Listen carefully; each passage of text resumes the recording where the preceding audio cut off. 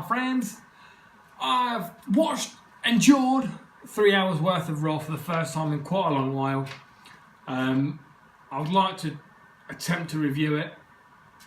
I do apologise if this is very stop-start, and ahhing, and referring to the notes on it on an unprofessionally regular basis, but I've not done a video in a little while and I've broke the loop.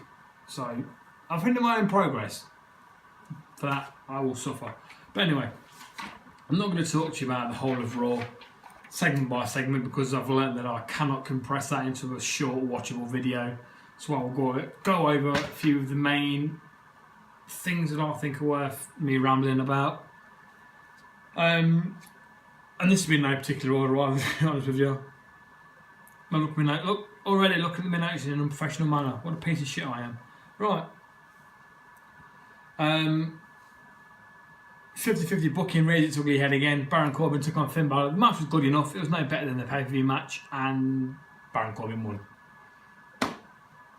No idea why. Absolutely no idea why these two are still feuding with each other. I mean, now Baron Corbin's got the win. I don't know. Maybe it's over. Who fucking knows? Honestly, I'd like to.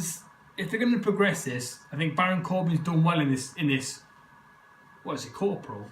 Is it Corporal? I forget what his name is. It's fucking business Corbin, whatever you want to call him. He's given him something to do, and the fact that he likes picking on little guys is. I know it's a silly story in this fucking day and age, but we still live in the world of WWE. That's just what they do. We've had it back to back with fucking Big Cass and Daniel Bryan as well. So if Baron Corbin can maybe move on to Chad Gable, and Gable can get some TV time, I think Gable's brilliant. That'd be good. I think maybe Finn Balor can move on to something else, maybe taking on Dolph for the IC title belt, maybe something like that. Yeah, this needs to be done now. Talk about Ronda and Alexa Bliss. For some reason, Alexa Bliss was in Alicia Fox's corner. Why and how Alicia Fox is still employed fucking blows my mind. It really does. I don't like her in the ring. She does one thing good, and that's the Northern Light suplex. And how she's still employed when they've let people like Emma go. I really liked Emma. Emma could have been really good. I don't know what it is about Emma, but I really liked her. And then Alicia Fox took on Natalya, and Ronda Rousey was in Natalya's corner, in fact. Alicia and Natty had a pretty shit match because Alicia's shit, and Natty's done nothing for years. The only worthwhile thing about this match was after the match when Ronda gave a beating to Alexa and Alicia, and then Alicia and Alexa teamed up to give Ronda a beating, and it ended with the champ and Alicia walking off victorious and stuff. And later on, we find out that Ronda will take on Alicia next week on Monday Night Raw, which I'm happy about because I want to see more Ronda in the ring, because I do enjoy her in the ring. I don't like or understand her finishing like slam thing she seems to be doing, but I do enjoy her in the ring, so give me more of that, and I'm happy. Although I have to take it with a pinch of salt because it will mean more Alicia Fox time in the ring, but you can't win them all, can you? The next thing I would like to discuss with you is Elias. Elias did a beast-ass promo, as per fucking usual. He's got the crowd literally in the fucking palm of his hand every single week. He's an absolute gem in that company right now. He really is. He's not your main event player, but he is an important crowd segment. His interaction with the fans and the way they respond to him and everything, I mean, they're cheering him 1 minute and doing the walk with Elias here, and the next minute they're putting the shit out of him because he's slagging off the town or wherever they live. And this week he was doing a promo, singing a song. He was interrupted by Bobby Lashley. And honestly, it didn't make any sense. It didn't make any sense at all. Why would a face, as in Lashley, come down to the ring and interrupt Elias for no reason? There was no reason behind this, and Lashley just said he was a fan. So if you're a fan, shut the fuck up and listen to his promo and his song. Don't come out to the ring and fucking interrupt him. But anyway, like I said, Elias had the crowd in the palm of his hand. He said, I know why here, Bobby. You want to sing with Elias. Does the crowd want to hear Lashley sing with Elias? Yeah! So he starts playing the song, Lashley starts singing, and then Elias beats shit out of him with the guitar. The biggest thing that irritated me about this was Lashley's reasoning in the first place, and the fact that he's smiling his twat off as he walks down to the ring. It's like, dude, you've lost your normal contendership match last week to Roman Reigns, someone who you've already beat 2 weeks ago. You should be pissed and furious. You should be going on a rampage for the next 4 or 5 weeks, not coming out here doing this fucking comedy bullshit. But anyways, last bit was good. I'm a fan of Lashley, but Lashley's bit wasn't good. But they've not really been using Lashley rights really since he's been back, so it's just more of the same, really, I suppose. Lashley and Elias, I suppose, will be the next feud. The matches should be pretty good, I suppose. Good enough, anyway. But if you're trying to get Lashley over, I think put him in the ring with Elias is a mistake, because the fans are more behind Elias than they are Lashley. I think you need to have Lashley just go on a tear for the next 4 or 5 weeks, just doing power move after power move after power move. Give him, I don't know. Lashley's been hindered a bit, bless him, because Roman's got the spear, and that's been Lashley's thing in TNA for years. The spear, it was an awesome spear. He sort of like rolls. It was really cool. And he did the power slam as well before he left. Obviously, the power slam's now Braun's thing. So give Lashley a good new power move. Let him do that. That looks badass. Let him do that. Fucking weeks and just destroy people, whoever it needs to be, and let's get him back on side. Because everyone loves a big guy coming down to the ring and just destroying people. It's just entertainment, pure and simple. That's what we should be doing there. Next thing I would like to discuss with you is Mojo Rawley can fuck off, and him being in a feud with Bobby Roode is a waste of Bobby Roode. Bobby Roode needs to win immediately and move swiftly on. One thing like that. Just quickly about there was a B Team promo. They were interrupted by Deleted World. The Deleted of World, Matt and Bray had an awesome promo. Their delivery was wicked. Matt was talking about that it's a cosmic anomaly. The B Team won, and they need to rectify this immediately. It was when Matt's talking. That's what I want to hear out of Matt. That sort of fucking convoluted galaxy universe nonsense. That's what I want to hear out of him. And Bray followed it up by just the way he delivers his promo. I really enjoy this between those two. That promo for them two was really good. It then led to Revival interrupting. Revival and Deleters had a match. Match was okay. I don't really remember it, and I watched it maybe 2 hours ago, 3 hours ago, and it was probably okay. The Revival won, but during this match, the crowd were chanting shit like CM Punk and Rusev Day, so the crowd did not give a shit at all. Apollo beat Razor or Income, I forget which one, in I think a roll up. I didn't watch it because I was distracted by something and it was over pretty quick. So what the fuck is that about? I don't know. Apollo as well, another one with a fucking stupid smile on his face for no reason whatsoever. I think Finn Balor, Finn Balor, Bobby Lashley, and Apollo Crews must go through the same fucking smile college, because just walk out with this fucking idiotic grin on the face week in and week out, regardless of what story they're involved in. It pisses me off. The Riot Squad took on the new reformed team of Sasha and Bayley. I did enjoy this match, to be fair. Sasha and Bayley did work really well, but they've got good chemistry, everyone fucking knows that. They came out in like matching gear and stuff. I think this is a sign that I hope they don't do a turn now, because I just don't give a shit anymore. I want these two to work as a team up until the October pay-per-view or whenever it is, and let them win the tag fucking women's tag titles, which I imagine we've got coming, which I'm fine with. If they're going to be on the main roster, on the main show, then one of the singles titles I think needs to go and replace with it. I think having that would be 5 belts on one show is fucking way too many. It really is. Unless you're going to alternate and not have the same one on week in and week out. But unless they're going to give the women their own show, I don't know. But that's just more WWE that I've not got time to watch. Because after watching Raw for 3 fucking hours straight, I'm really not interested in making time to watch more of it. And I'm starting to think I'm just going to end up watching the highlights of Raw.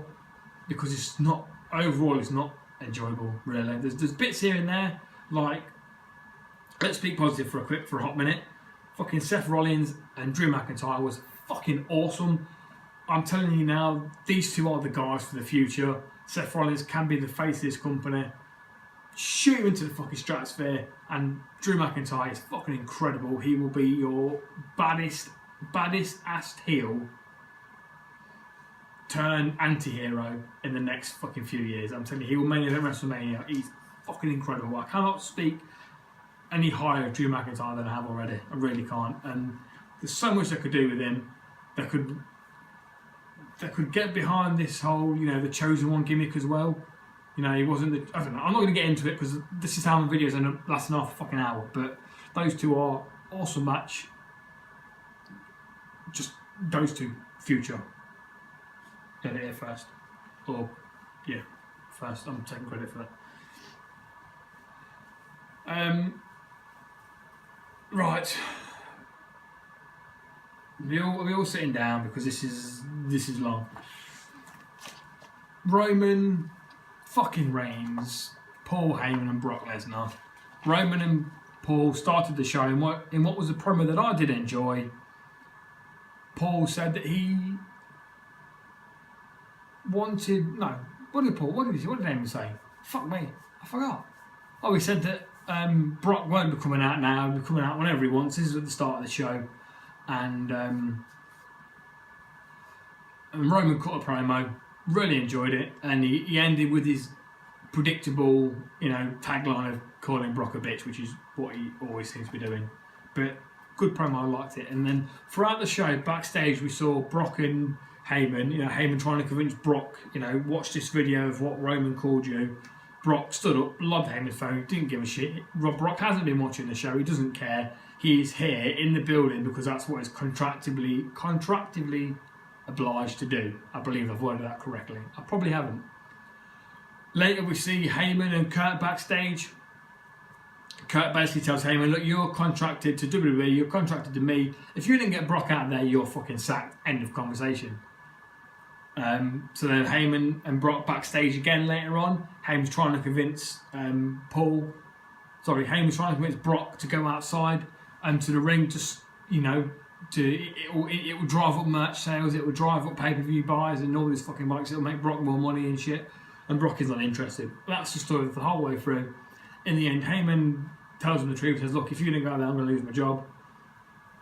To which he still doesn't, which Lesnar still refuses to. He puts his hands on Heyman because Heyman calls, says, do it for me as a friend. Brock reminds him that we aren't friends, you work for me, go out there and do your fucking job. So the show ends with Heyman walking down to the ring as Kurt and Corbin are already in the ring. Heyman's doing his old spiel, but he's doing it in like a really unhappy and beaten down voice. He's really saying that he's unhappy and that he knows he's going to lose his job. As he starts his promo to Kurt cuts him off immediately. Kurt fucking absolutely runs him down. And Paul Heyman flips a 180 and tells Kurt that it's all Brock Lesnar's fault, that Heyman has tried to mould Brock Lesnar in Kurt Angle's image of the Olympic hero, and Brock isn't interested because he doesn't respect anybody, he does not listen to anybody other than Brock. So as he's grovelling, Brock comes down to the ring. And Heyman's face turns, Heyman's fucking brilliant in this. Heyman's face turns from scared little bitch to, oh yeah, I've got, you know, my backup, the bodyguards here, whatever.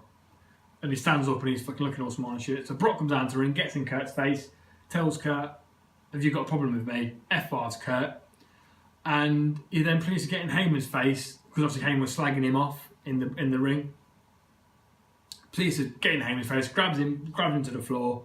I forget what it is he shouts at him. But the crowd's response was to chant, we want Roman. Fucking hell. It's working. What they're trying to do is, it seems to be working, you know. I think we've all got to resign to our fate that Brock and Roman's happening. It could be a good match, but it probably won't be a good match for the reasons we all know about. And let's hope we can move forward with what I'd like to see be a Roman and hopefully Seth rivalry maybe. or a Roman and McIntyre rivalry. What I'd like to see, bear with me because if you want to cut off because this is a review of this is just me rambling about shit I'd like to see now. Roman wins at SummerSlam. Braun doesn't cash in. That's what I'd like to see, because I would then like to move on to a Roman versus Seth feud, and the basis of that feud being, you know, Roman is the champion that they want, they being the company and Vince McMahon and what have you, and Seth being the champion that they want, they being us the fans, because you know we do. That I'd like to see between those two, and once that, because Roman's going to lose the belt straight away. For fuck's sake, not straight away. I'd then like to see Roman taking on McIntyre, and McIntyre being, you know, they are the, you know, I am the champion they wanted long before you even existed in this company, Roman, because he was a chosen one and what have you. And have McIntyre beat him. That's what I'd like to see. I think McIntyre, I can't, you know, I enjoy Roman Reigns, but once he's won this title, give him a bit of a run, let him run through Seth, maybe a couple of little, you know, meaningless rivalries, lose it to Drew, and have Drew be what Brock Lesnar should have been, the top. He's not going to be as big of a draw as Brock. He's not as big of a name. Everyone knows that, but he will put on you badass matches. He can play the same badass character that Brock can play without question. No, he's not got MMA fucking legitimacy and all that shit. But if you're a good fucking wrestling company and you've got good writers, you can fabricate that legitimacy anyway in your storytelling. It's as simple as that. It's not a difficult thing to do. They did it for years before they started fucking using MMA as a legitimate way of making someone a badass. So that's what I'd like to see them moving forward. And I think a Braun cash in on McIntyre, I'd like to see. I imagine the character that Braun is, it wouldn't be like, he would be, I'm going to challenge you for this title at this show, you know, and an upfront challenge, I suppose. And you know, you can have Braun beat him, because you can't have another cash in so quickly that fails. So I like the fact that the odds are that once you become Money in the Bank, you basically are guaranteed more or less to be champion. So, and then a Braun versus McIntyre feud. I don't know. Maybe again, hopefully that would maybe span to WrestleMania. That I'd like to see. And maybe that WrestleMania we can have a main event for the Universal title that everyone's got someone that they're rooting for. And that would be a nice change of pace, wouldn't it? What do you think? Yeah, that'd be pretty good, wouldn't it? So that's what I think. That was the show. That wasn't all the show. It was most of the notes. There's a few things I forgot, but I'm not going to bore you with any more details because I imagine this video is already too long and you might have caught up already. But like I said, I don't think I'm going to be continue watching. I don't think I'm going to be continuing to watch all of Raw. Maybe in bits and bobs or maybe just the highlights, but yeah, SmackDown's the way to go. The one or two reasons why I wouldn't watch Raw is not worth sitting for 3 fucking hours. I want to watch it for Seth and KO and McIntyre and stuff, but the way they're portraying KO down at the minute as well, I fucking don't like it either. But there you go. That was Monday Night Raw. If you did watch it, I don't see how you could have, but I hope you enjoyed it. Well, most of it anyway. I hope to see you tomorrow for SmackDown, if I do it or not. But I might not. Goodbye.